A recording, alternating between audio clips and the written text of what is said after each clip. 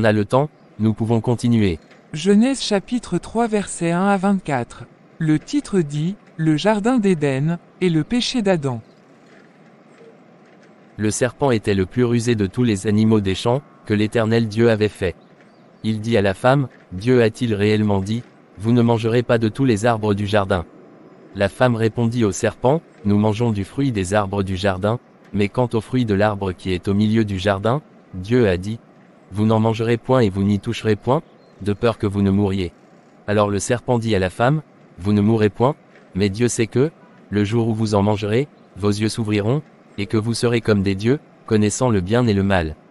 La femme vit que l'arbre était bon à manger et agréable à la vue, et qu'il était précieux pour ouvrir l'intelligence, elle prit de son fruit, et en mangea, elle en donna aussi à son mari, qui était auprès d'elle, et il en mangea.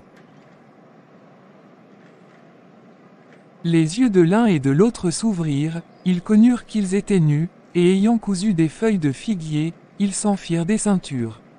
Alors ils entendirent la voix de l'Éternel Dieu, qui parcourait le jardin vers le soir, et l'homme et sa femme se cachèrent loin de la face de l'Éternel Dieu, au milieu des arbres du jardin. Mais l'Éternel Dieu appela l'homme, et lui dit, où es-tu? Il répondit, j'ai entendu ta voix dans le jardin, et j'ai eu peur, parce que je suis nu, et je me suis caché. Et l'Éternel Dieu dit, qui t'a appris que tu es nu?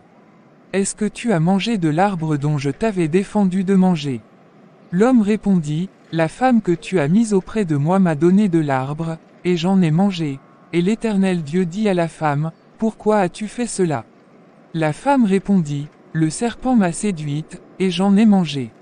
L'Éternel Dieu dit au serpent, puisque tu as fait cela, tu seras maudit entre tout le bétail et entre tous les animaux des champs, tu marcheras sur ton ventre, et tu mangeras de la poussière tous les jours de ta vie.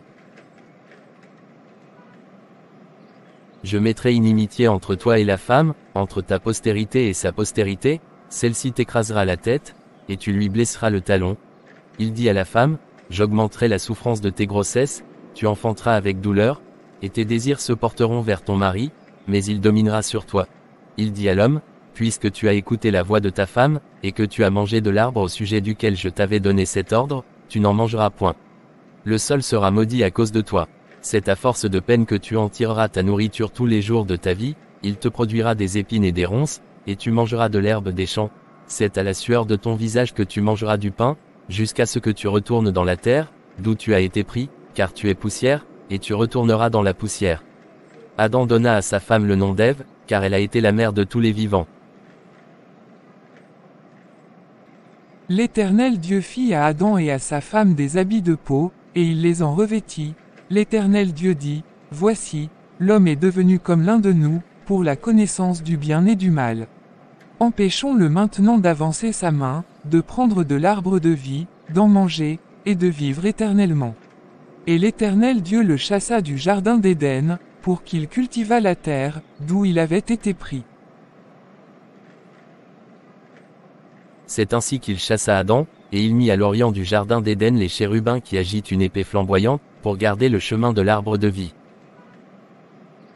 Merci beaucoup Wilfred. Et toi aussi, à la prochaine.